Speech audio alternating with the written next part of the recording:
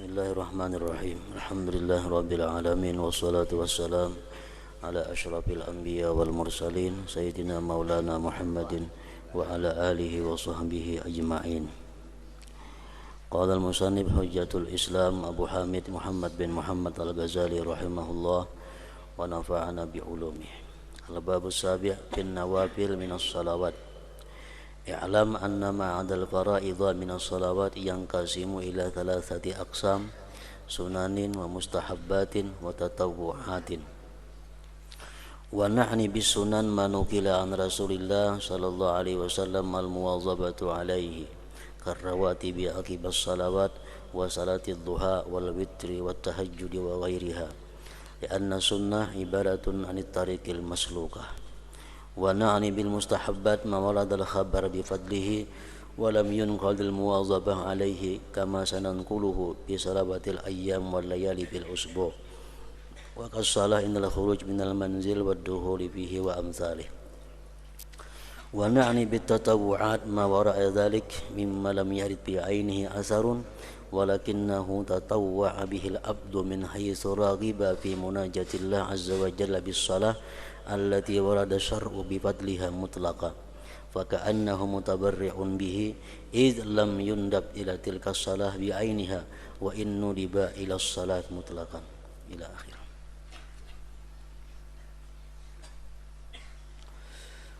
Makna daripada kalam al-Imam Al-Ghazali rahimahullah wa nafa'ana bi ulumih. Bab yang ketujuh mengenai sebagian dari salat sunat.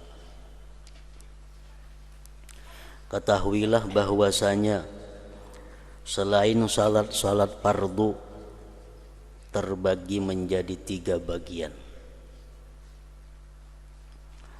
Selain daripada sembahyang wajib, ada sembahyang lain terbagi kepada 3. Pertama, sunnah. Ada sembahyang yang disebut sembahyang sunat. Yang kedua, mustahab. Ada sembahyang yang disebut dengan mustahab. Yang ketiga, tatawu'un. Ada sembahyang selain fardu yang disebut tatawwu'. Ketiga-tiganya itu adalah merupakan selain daripada yang dipardukan. Kami maksudkan dengan sunnah adalah sembahyang sunat. Artinya sembahyang sunat itu adalah apa yang dinukil, dipindah dari Rasulullah sallallahu alaihi wasallam, di mana beliau selalu menekuninya, di mana beliau selalu terus-menerus melakukannya. Seperti salat rawatib yang mengiringi salat fardu, seperti salat rawatib yang mengiringi salat fardu, qabliyah ba'diyah, salat duha, witir dan sebagainya. Itu disebut adalah salat sunnah. Kenapa? Karena Rasulullah selalu menekuni itu. Rasulullah selalu mengekali memperbuat itu. Karena sunnah itu ibarat ungkapan tentang jalan yang ditempuh. Sunnah.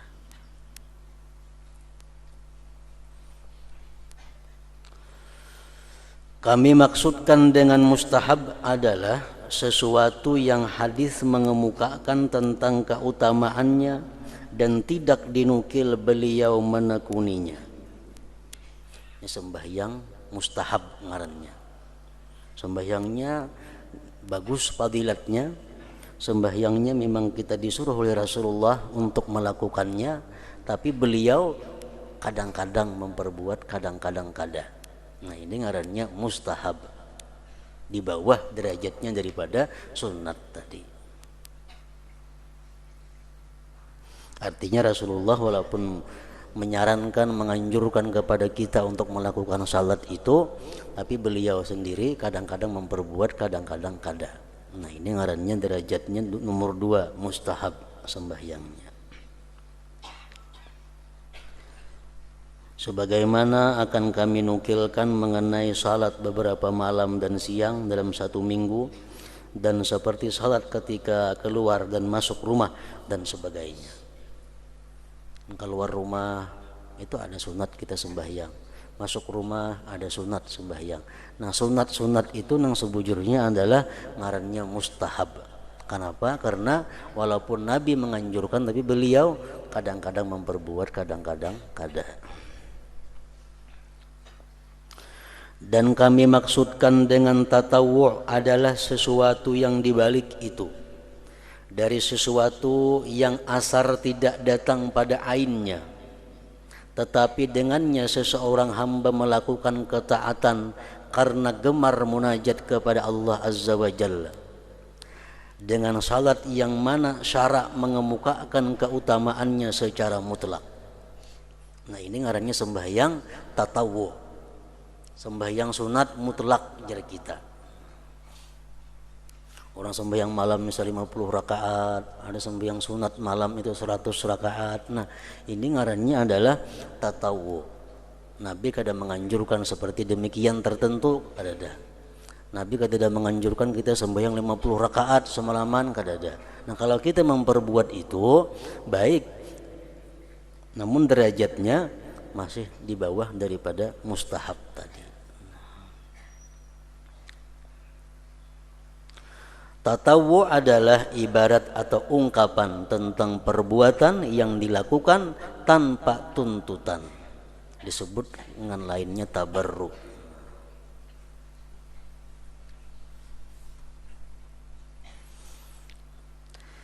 Tiga bagian itu, sunat, mustahab, tatawu', disebut nawafil ngarannya.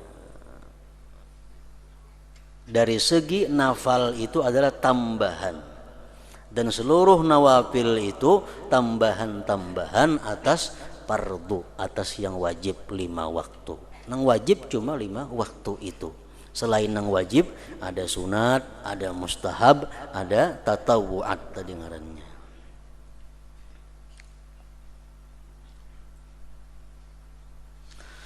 Kata-kata nafilah, sunnah, mustahabun, dan tatawu'un kami maksudkan sebagai istilah atasnya untuk mengenalkan maksud-maksud ini. Dan tidak mengapa bagi orang yang merubah istilah ini. Misalnya nang tatawu pada akan sunat, ya kada jadi masalah. Itu hanya sekedar istilah. Nang mustahab dipadahkan tatawu, ada jadi soal juga.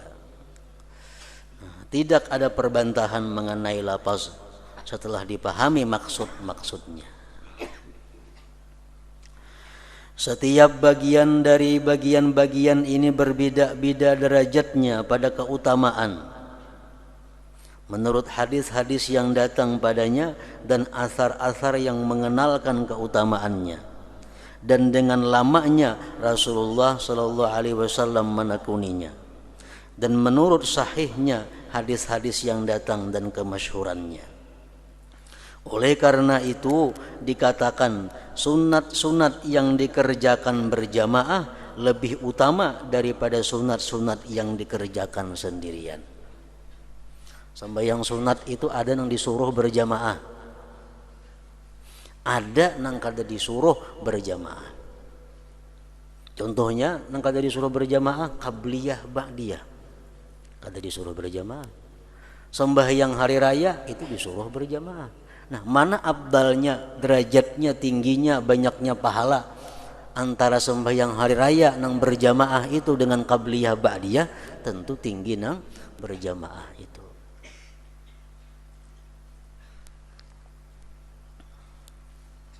Sunat-sunat yang dikerjakan berjamaah lebih utama daripada sunat-sunat yang dikerjakan sendirian.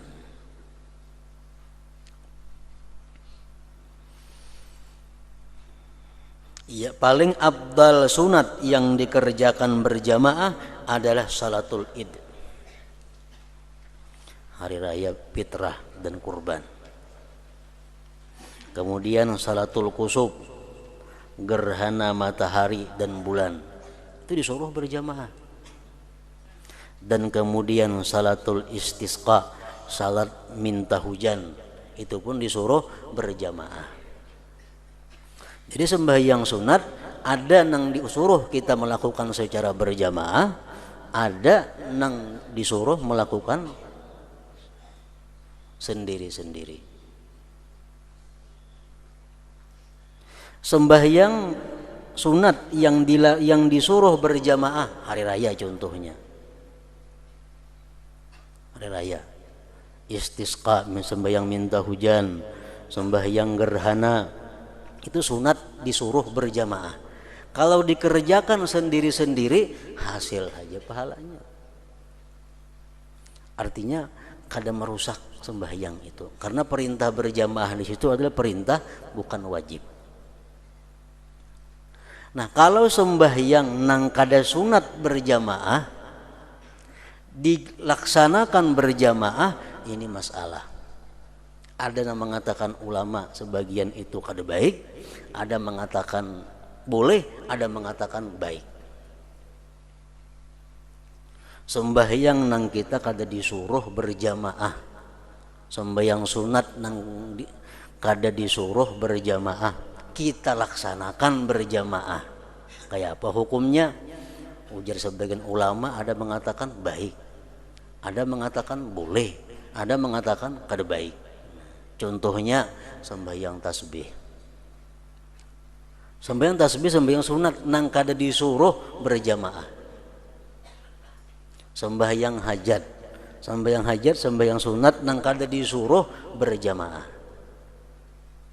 kita laksanakan berjamaah. Kayak apa hukumnya? Ulama memahami itu terbagi 3 pendapat. Ada mengatakan baik, ada mengatakan boleh, ada mengatakan kada baik.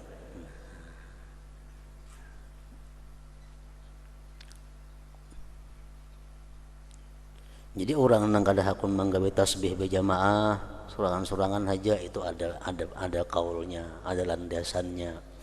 Orang nang menggawe sembahyang tasbih berjamaah pun ada landasannya juga. Karena ulama terbagi-bagi pendapat dalam menanggapi itu.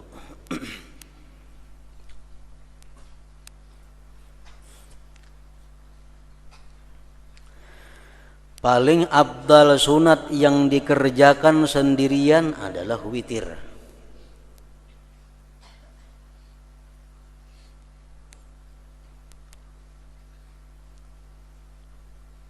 Witir sembahyang nang kada disuruh kita berjamaah kecuali bulan puasa.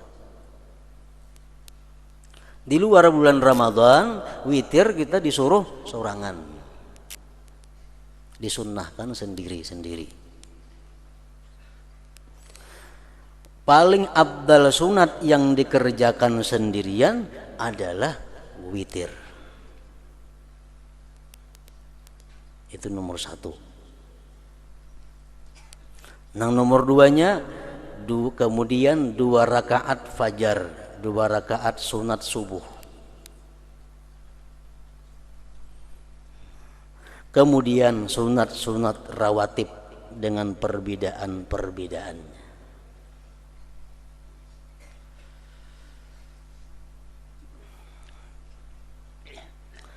Ketahuilah bahwa nawafil, sembahyang-sembahyang selain fardu artinya, dengan memandang penyandarannya kepada kaitannya, terbagi kepada sesuatu yang berhubungan dengan sebab-sebab, seperti salat gerhana. Salat gerhana itu kita disuruh kalau ada sebabnya, kalau ada gerhananya. Kalau kada ada gerhana, kada ada sembahyang gerhana. Salat istisqa, kalau sudah berbulan-bulan kita kada ada hujan, nah hanya disuruh istisqa. Itu sembahyang yang berkaitan dengan sebab ngarannya. Dan kepada sesuatu yang berkaitan dengan waktu-waktu, yang berkaitan dengan waktu itu terbagi kepada sesuatu yang berulang dengan berulangnya hari dan siang, atau berulangnya minggu, atau berulangnya tahun. Secara jumlah terdapat 4 bagian. yaitu bagian pertama adalah sesuatu yang berulang dengan berulangnya siang dan malam, itu ada 8. 5 adalah salat rawatib 5 waktu. Salat rawatib 5 waktu berulang-ulang tiap hari tiap malam kita gawi. Dan 3 di belakangnya yaitu salat duha tiap hari juga. Kemudian menghidupkan waktu antara 2 isya, maksudnya maghrib dan isya. Sembahyang antara maghrib dan isya, itu pun termasuk yang berulang-ulang juga. Dan yang ketiga tahajud berulang-ulang. Nah, jadi 5 macam ini adalah sembahyang sunat yang mana berulang-ulang setiap hari dan malam.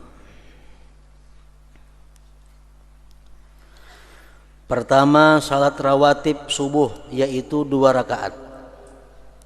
Kada boleh lebih pada 2 rakaat. Mun qabliyah zuhur kawahaja 2 atau 4. Ba'diyah zuhur 2 atau 4. Qabliyah asar 2 atau 4. Kalaunya sunat subuh kada kawa ditambah-tambah, cukup 2. Rasulullah sallallahu alaihi wasallam bersabda, raka'atal fajri khairum minad dunya wa ma fiha.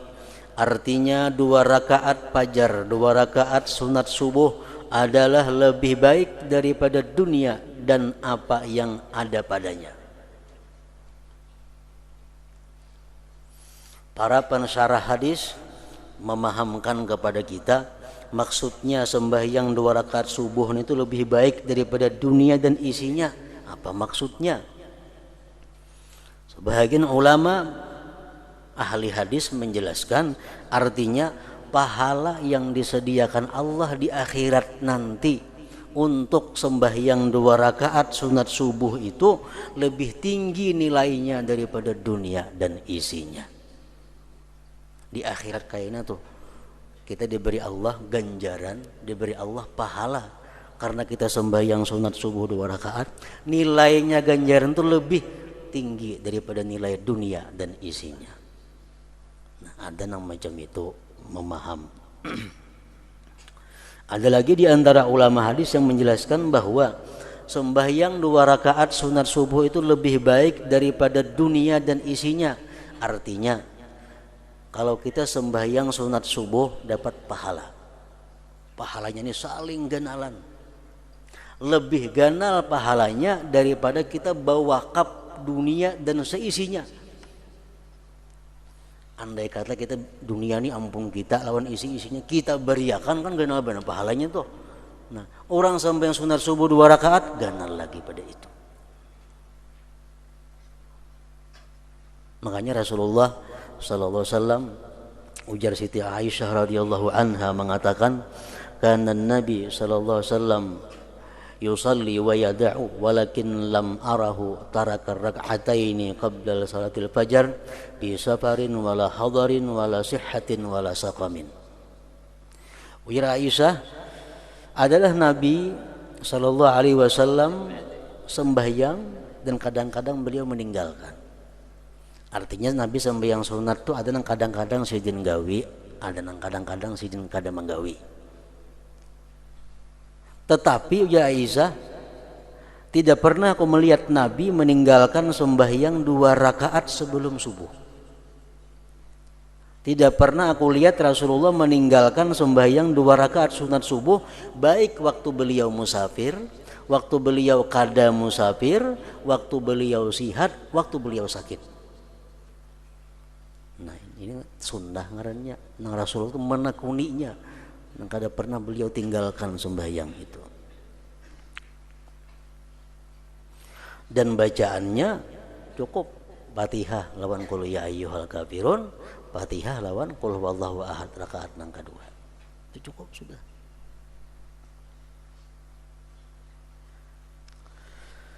Waktunya salat sunat subuh itu mulai terbit fajar shadiq, yang cahayanya tersebar bukan memanjang, Mengetahui hal itu dengan penyaksian itu sulit.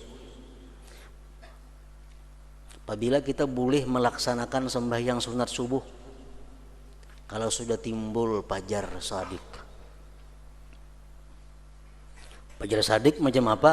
Cahaya yang tersebar, yang melibar, bukan memanjang.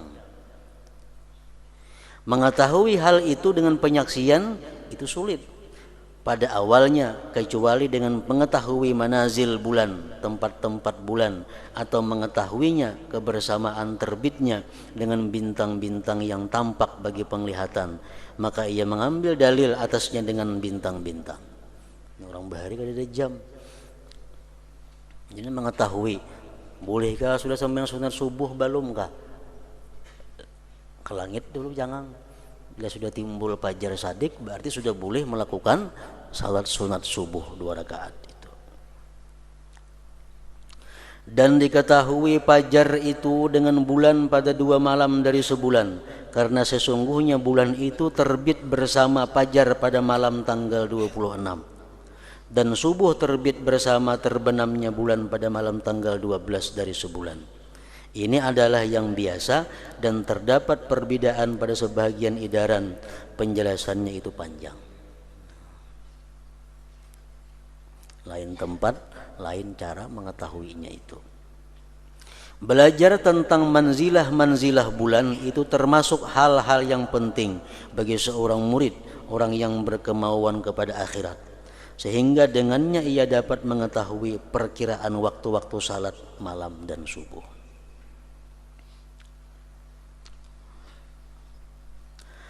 Terliwatlah waktu salat fajar dengan terliwatnya waktu fardu salat subuh, yaitu terbitnya matahari. Kalau bangun pukul 6 bisukan, berarti terliwat sudah waktunya salat sunat subuh ini. Kenapa? Waktu subuhnya sudah habis. Tetapi sunat menunaikan keduanya 2 rakaat fajar sebelum salat fardu. Bangun pukul 7, otomatis qadaan ngarannya. Sunat subuh kah dahulu orang diqada? Subuhnya kah? Sunat subuh dahulu. Sunat subuh dahulu.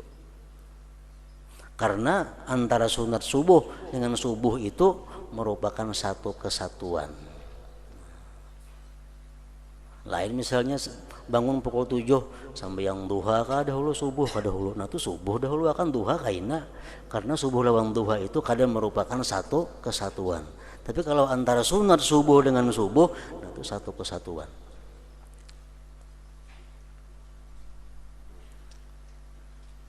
Jadi tetap qabliyahnya dulu. Bangun pukul 7 mengqadha sunat subuh dahulu, hanyar sembahyang fardu subuhnya itu. Jika ia masuk masjid dan salat telah diiqamah, maka hendaklah ia sibuk dengan salat maktubah fardu. Bangun pas-pasan, tuntung baudu, orang kamat. Namun sambahyang sunat subuh masbuk. Sambahyang fardu sunat subuh kada sampat manggawi. Sambahyang fardu berjamaah dahulu digawi. Sunat subuh kaina. Sesungguhnya Nabi sallallahu alaihi wasallam bersabda, "Idza uqimatis shalah fala salata illal maktubah." Artinya apabila telah diiqamah, didirikan salat, maka tidak ada salat kecuali fardu. Yang fardu aja lagi.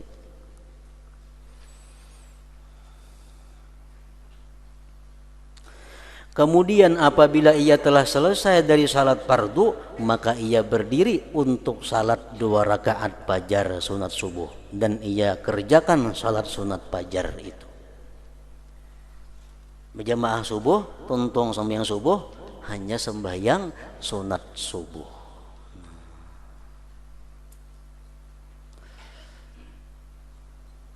Yang sahih adalah kedua rakaat itu adaan, bukan qadaan. selama terjadi keduanya sebelum terbit matahari. Kalau sembahyang sunat subuh ini digawe sudah terbit matahari, itu qadaan ngarannya. Kalau sembahyang sunat subuh digawe belum terbit matahari, itu adaan ngarannya. Baik sebelum subuh atau sesudah subuh. Jadi tidak usah dibuat qadaannya. Misal bangun baudu orang kamat sembahyang dulu subuh berjamaah. Tong subuh sembahyang 2 rakaat sunat subuh. Ini masih adaan, bukan qadaan.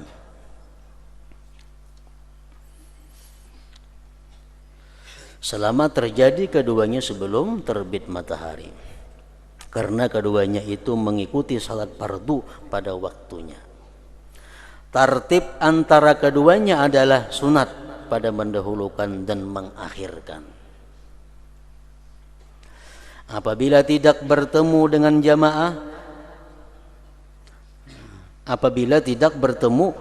jamaah, maka sunat kita mendahulukan sunat subuh, hanyar subuh. Tapi kalau kita ketemu jamaah dahulu, hanyar sunat subuh. Nah, itu. Apabila bertemu dengan jamaah, maka tertib itu dibalik dan keduanya tetap adaan, melaksanakannya di dalam waktunya, bukan qadaan.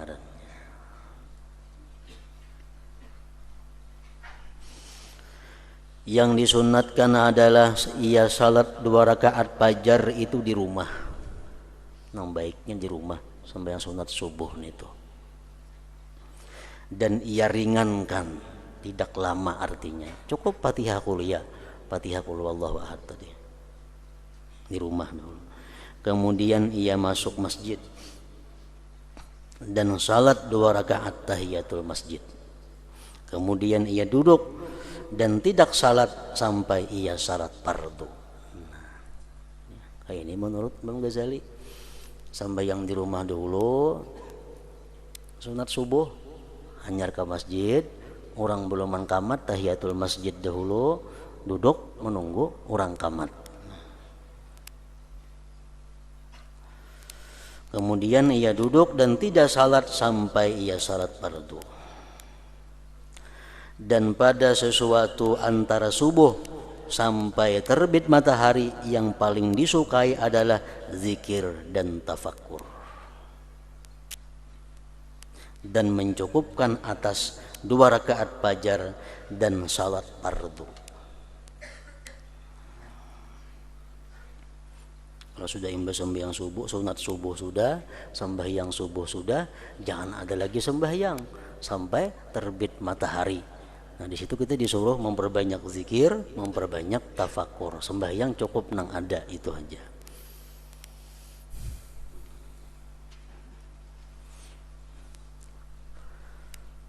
Nah, kemudian ke situ salat rawatib zuhur.